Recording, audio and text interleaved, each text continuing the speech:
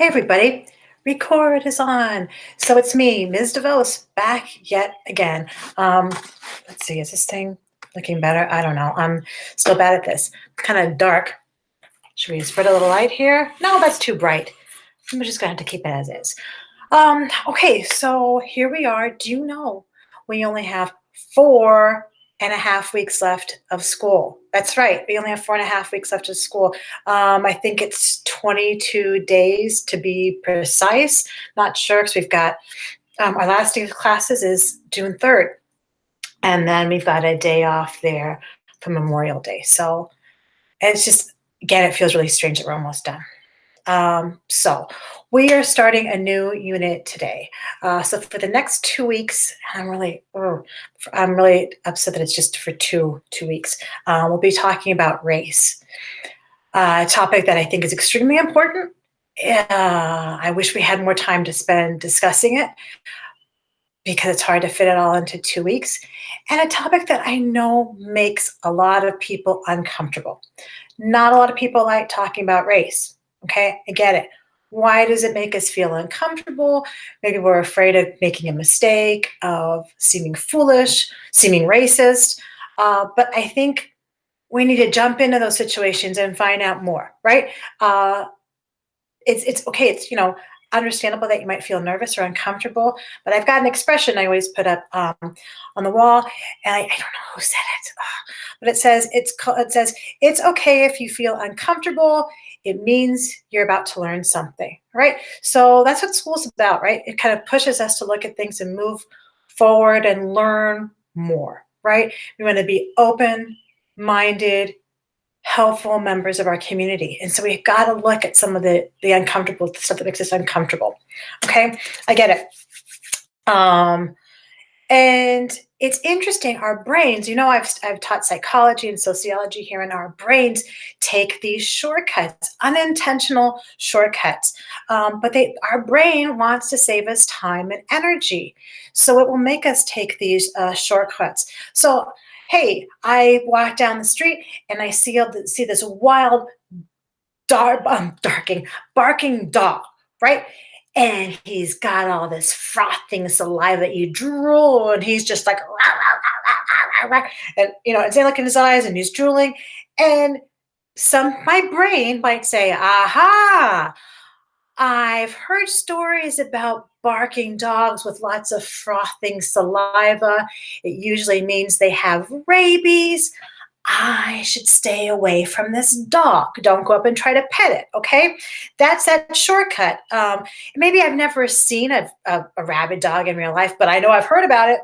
I know I've heard about it from TV, from books. Think of the media. Again, it's really good that we have our media unit before this, because so much of our media tells us how we're supposed to feel about people and situations and things, right? And so sometimes we can take shortcuts about people too.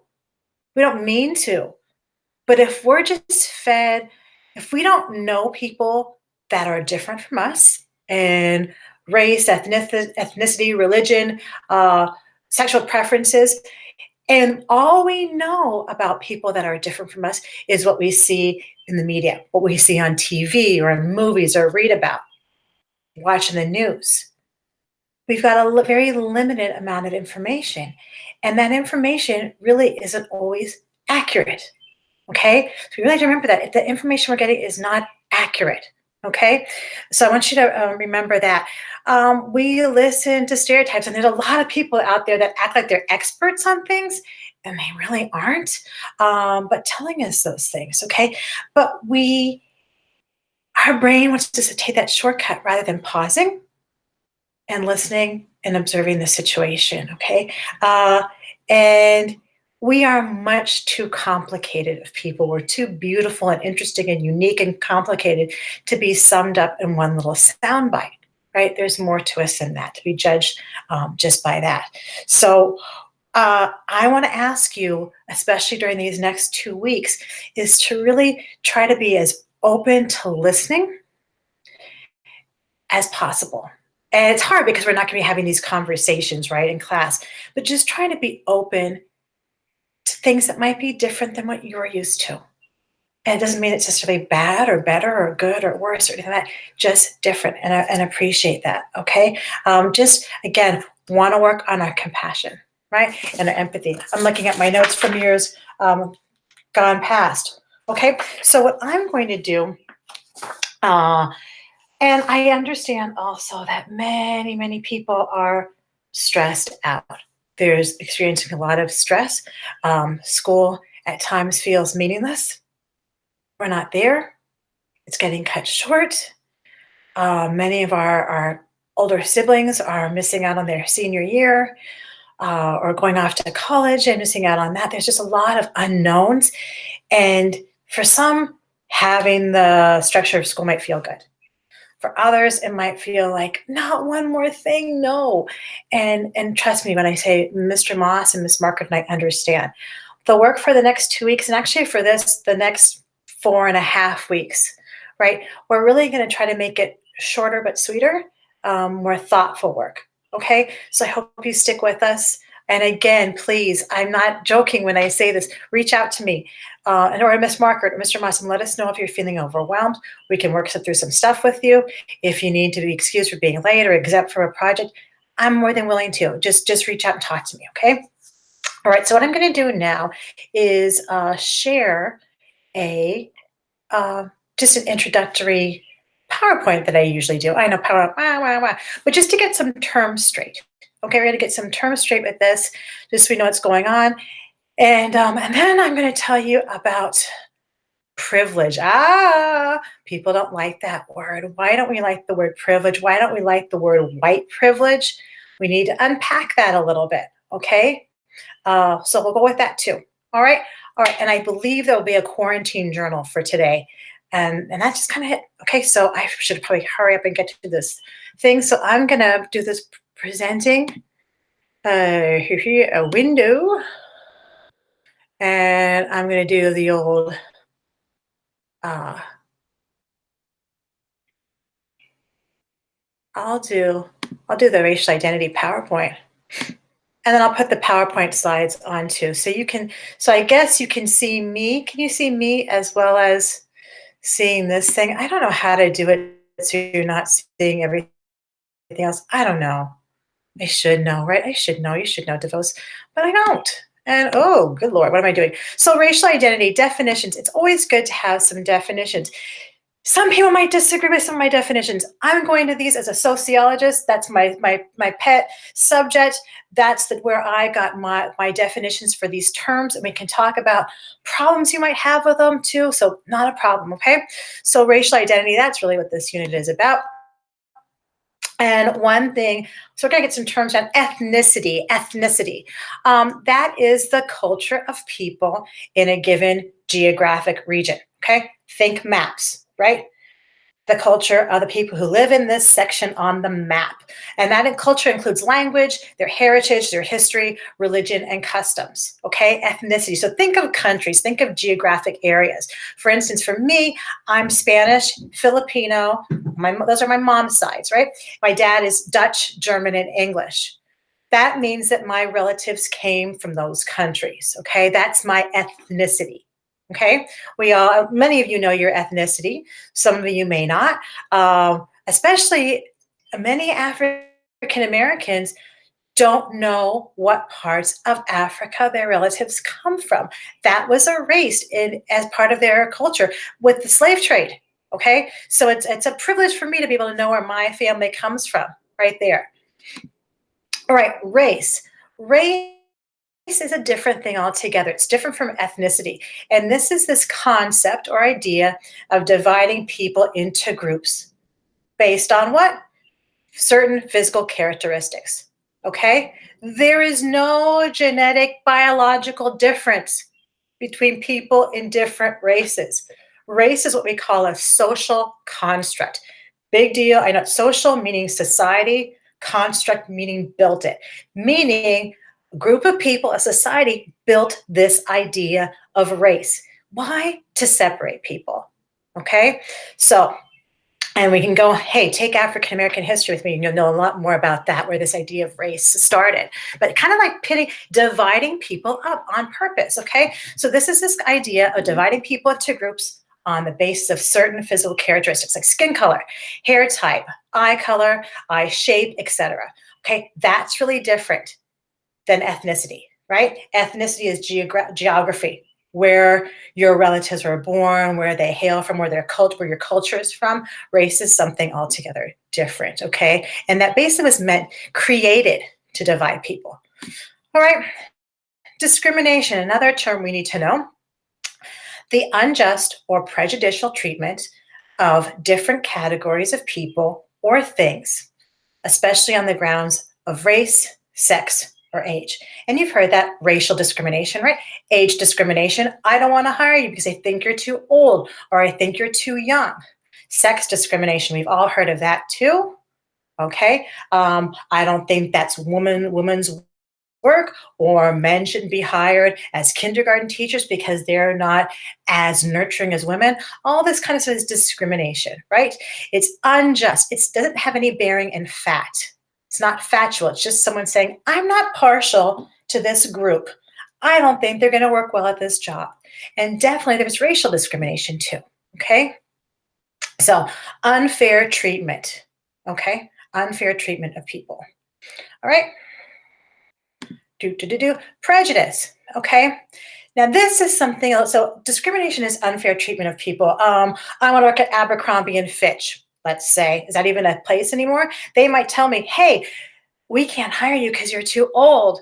You're too overweight. We only like to have young, super skinny people working here.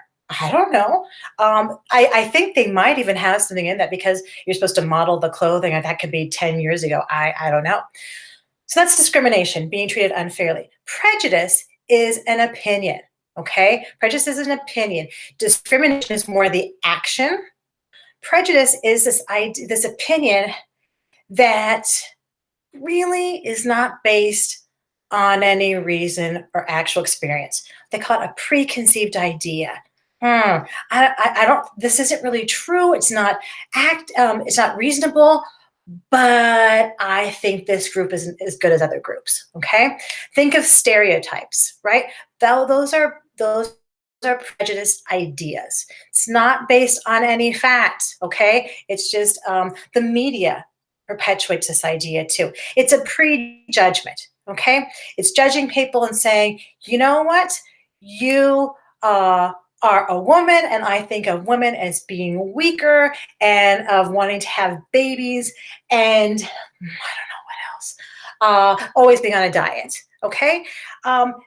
And treating someone based on that. Hey, that's not true about every single woman. No one wants to be labeled like that, okay? So now, the idea is, can one race of people be prejudiced against another race of people? And this comes up a lot every year. People are very uncomfortable to say this. Like, well, you talk about white people being racist to black people, but can't black people be prejudiced against white people? And here's where we talk about terminology. And some people might have a difference of opinion. I'll go into that more later.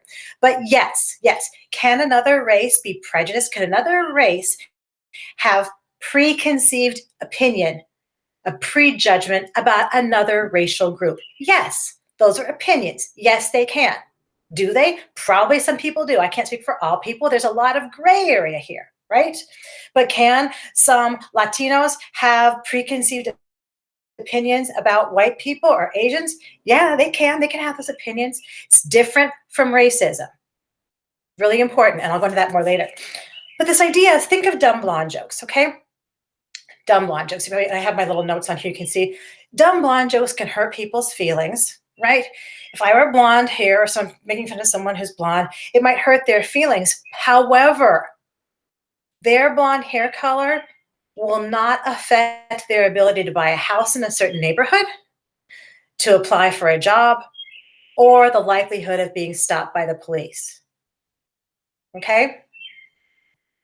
Chew on that for a little bit. Okay? Dumb blonde jokes that's not a racist joke per se. It can, like I said, it can be hurtful. It can be based on a prejudiced, preconceived opinion. about blonde people, right?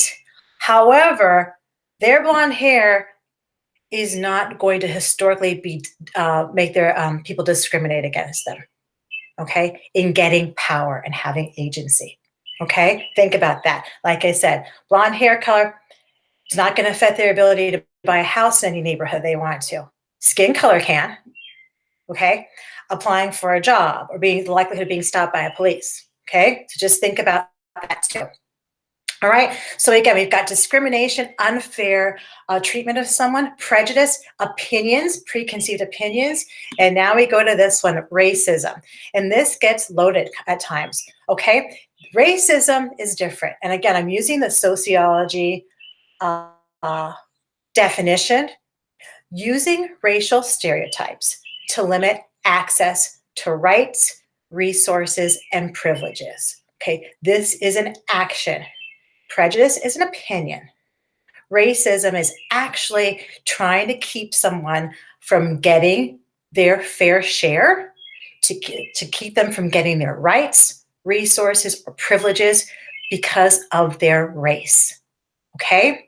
Racism, this is a big one too, and it's going to be difficult for some people. Racism is a system in which a dominant race, meaning the race that's in power, the race of the group that has the most power, the most access to jobs, governmental representation, less police harassment, on and on and on. Okay?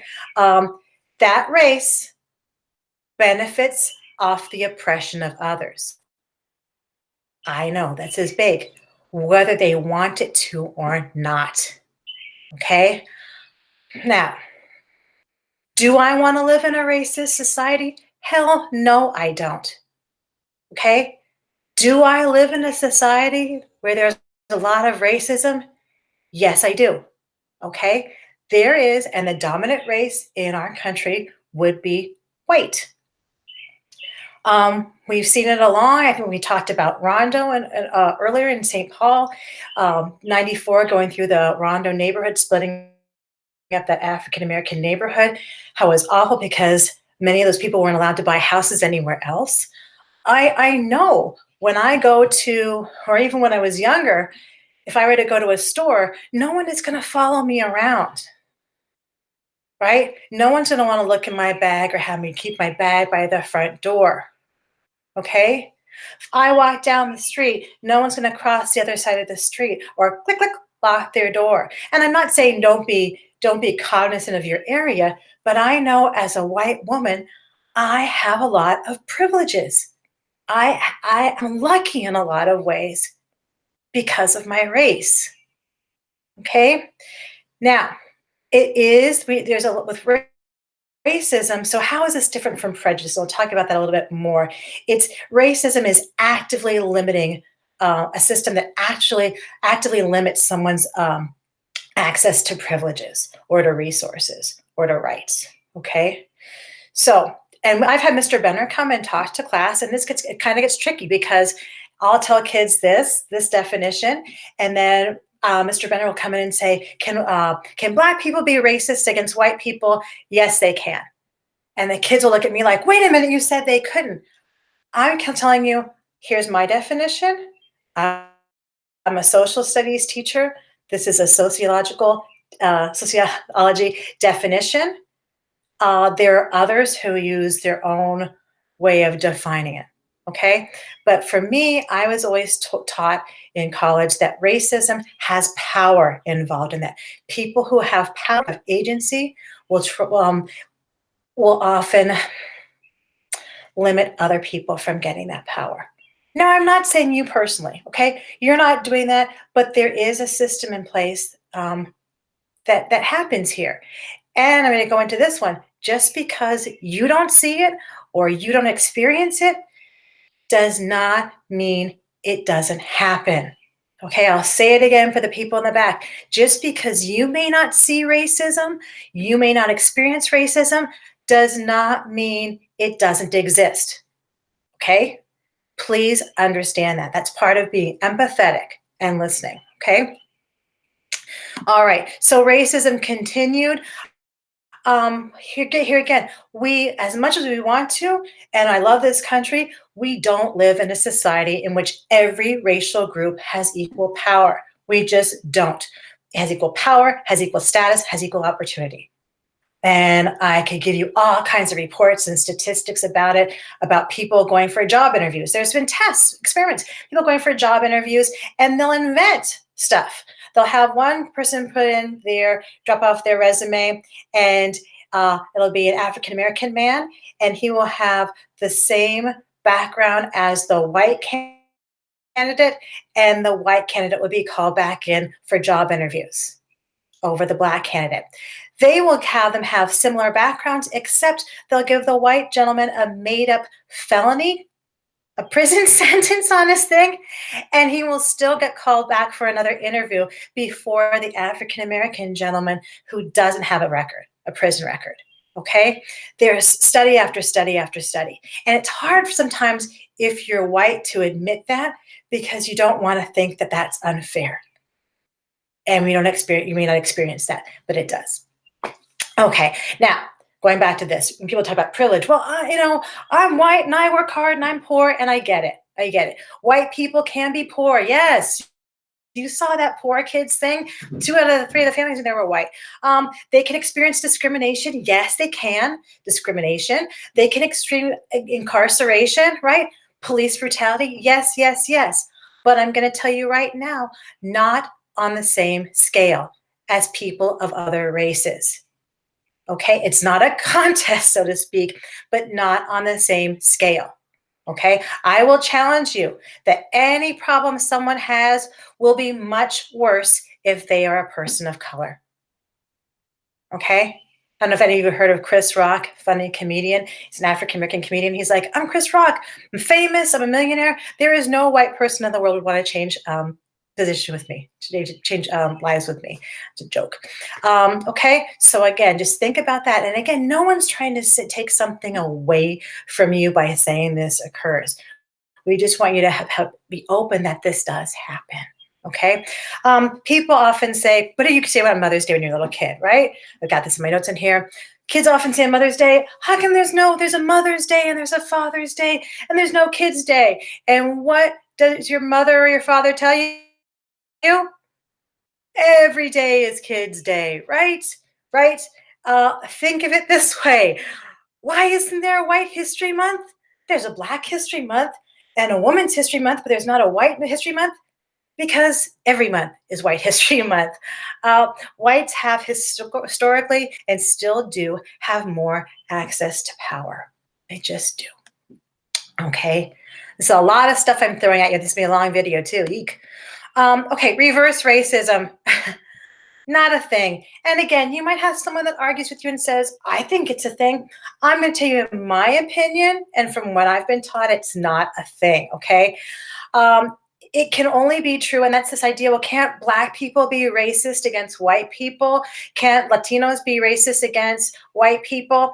That can only be true if all races are on equal footing. They have equal opportunities, equal wealth distribution, equal political representation, okay? Then there can be something about reverse racism. Then people of color could truly limit the resources and rights and privilege on the basis of whiteness, okay? But that's a thing with racism. It's not just discrimination. It's not just prejudice. It's this idea of putting down another race, keeping them from having their power or their rights, okay? All right, I want you to think about that. Okay, and I get it. Please, if you're finding difficulty with this, if you're like, I don't know, this doesn't make sense, I'd love to talk to you about it with you. I will listen to you. I want to have a conversation about this. I really do. It's hard, these lectures, it's very one way. Okay, so there's such a thing as implicit racism. This, and we've talked about it, I think, implicit stuff before, I believe, maybe in social psych. Implicit racism is really difficult to see in ourselves. It is. And we don't want to see anything bad about ourselves either. No one wants to be embarrassed, right? But it's this automatic negative reaction to someone of a different race than your own. Okay? So if you're in an elevator and you're the only white person there, and you're alone with a person of another race, and maybe you feel nervous. Maybe some ladies will hold their purse tighter, right? That is a little implicit racism right there. Okay. Uh, Again, holding tight to your purse, checking your wallet, walking on the other side of the street.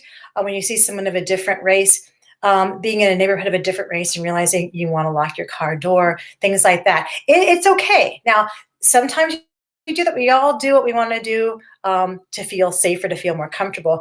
But just realize that's a little bit racist, okay?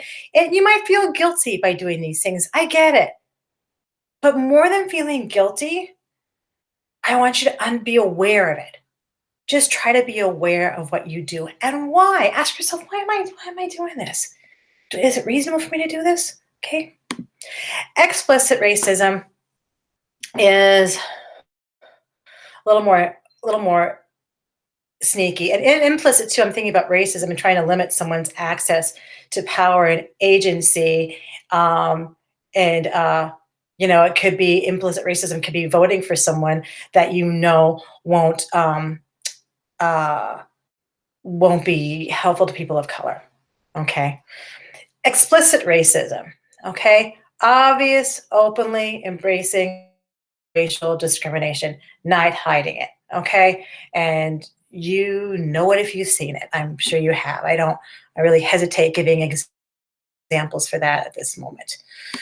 Okay, meritocracy. Woo, all these words. Meritocracy is this idea, it's a kind of an American idea, okay? Um, through most of our history in our schools and churches, our government, everything, they promoted this idea that it's the American way. If you work hard enough, you can achieve the American dream, right? Just work hard enough. If you work hard enough and try hard enough, you'll get there. Okay. And I want you to think about that. Is that really true? We want it to be true. That's part of our culture, right? Pull yourself up by your own bootstraps. What if I don't have a boot? Okay. What if no one will let me buy a boot? Okay. Think of our economic systems unit. Think of that poor kids documentary you saw. Weren't they working hard enough? Aren't people that are working two jobs working hard enough? But they're still not getting ahead. And this idea of blaming the individual and saying, well, the reason why you're not getting ahead is you're just not working hard enough. I'm working 80 hours a week. You got to work harder. That brings a lot of shame. And it makes it seem like it's the individual's fault. Okay. So again, this idea of meritocracy, if you work hard enough, you'll get what you want. Like I said, we want to believe that. We're told that all the time. But for many, many people, it's like some people are born and they're already on third base, okay? And some people are at bat and they're born. Okay, racism in America. This is hard too because again, we want to be patriotic and have pride in our country. Understanding racism kind of challenges this American idea of being a just society where anyone can succeed and rewards are based solely on someone's hard work. And I get that that's part of our American dream, that's part of our history. But think of our history, right? Can you think of times that groups of Americans have been prevented from achieving success, have been really prevented, kept from achieving success and the American dream? Okay, and think about that. And just so you can see my notes here. The forcible removal of Indians onto reservations. Okay, how about killing them off too? All right. They are prevented from achieving success. Slavery being prevented from achieving American success. Even after slavery, Jim Crow laws, convict leasing programs, I can go on and on. Making it difficult to register to vote even today. Not having enough polling booths in poor neighborhoods even today. The internment of Japanese Americans during World War II. Mr. Moss will talk about that. Redlining neighborhoods to keep out people of color. Again, standardized tests aren't always fair either. So I want you to think about that. We do have our pride in our country, but we can't say that the racism isn't part of this history either. Again, this idea, tough one. Race is a social construction. Again, race is a category created and developed by society and accepted by society as a reality. But it's an assumption, it's not a fact. There is no cluster of genes or genes that is common to all whites or all Asians or all Black people. Okay? No, nothing. We have more in common than we do different. Okay. A social construct means that something doesn't have a basis in the natural world. There is no biology involved with this. It's really this artificial separation or distinction created by humans, social. It's not biological. Hear me, race is not biological. The idea of race was created. Okay. People often use this idea of race to justify discrimination, genocide, slavery, apartheid. It was a way to separate people and to give a reason for oppressing people. Okay. Um, Now, there are some who'll say, well, you know what? I don't see race. I just see a human being. That's a beautiful thought, not realistic. Okay. It's not the answer to say, I'm colorblind. I don't see race. Great. Good for you. The rest of the world does. Okay. And also, not seeing someone's race is ignoring their history, ignoring their culture. Okay. Basically, and all that their relatives, their ancestors have been through to get them where they are today. Okay. So, like I said, some people are born at bat. Some people are born and they're already on third place. Some have already born and it's already a home run. Okay. Um, it it's You're ignoring all of that. Okay. It allows white people to be free of any need to change and excuses them and dismisses people of color. It erases their history. Okay. If you say, I don't see you as being Black, well, it's like, you know what, though? I am Black. And my Blackness is part of my life and has been through my family's life. And so for you to say you don't see that, nice. But I've got all that. That's all part of my story. You're not seeing my story. Okay, what's better is to have something called racial consciousness. This acknowledges the social construction of race, why it was created, and acknowledges that while these categories are made up, they have very real consequences in our society. Acknowledging that we see it, understanding that we do see racism, we don't approve of it, we see it, we want to know more about it, see it in ourselves so we can stop it. Okay. Okay, my big takeaway again, remember, just because you don't see racism does not mean it isn't there. Okay? I can't tell you. And I'm in this conflict that people, many students are like, well, I don't see it. Well, that's not a problem here in St. Paul. Well, if you're white, you're not going to see it. And I'm sorry if that's offensive, but you might not see it. You might not have experienced it.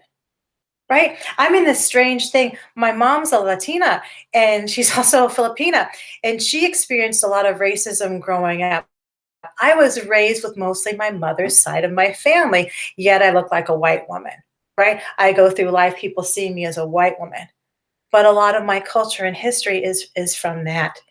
And I hear the stories that she tells me about how she was treated differently, how she was trying to wash the darkness of her skin away.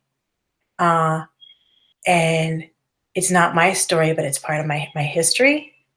But I also know that I don't have that experience. Okay. So it's a tough one. All right. I want you to know these definitions. Again, I'm hitting you with a lot and I understand it. I just want to set things up so we're looking at different races over the next 2 weeks. You'll be open and trying to understand it. Again, I would love a conversation. Please text me, email me, Google, hang at me, whatever. Tell me, I don't know, I disagree with you, DeVos. Let's have a conversation about it. I'm not going to push you to see things my way. We're going to try to go back and think, where are our ideas and our thoughts coming from? Okay? I don't mean to offend. I promise I don't. All right, I'm going to close out on this one and I'll make another video.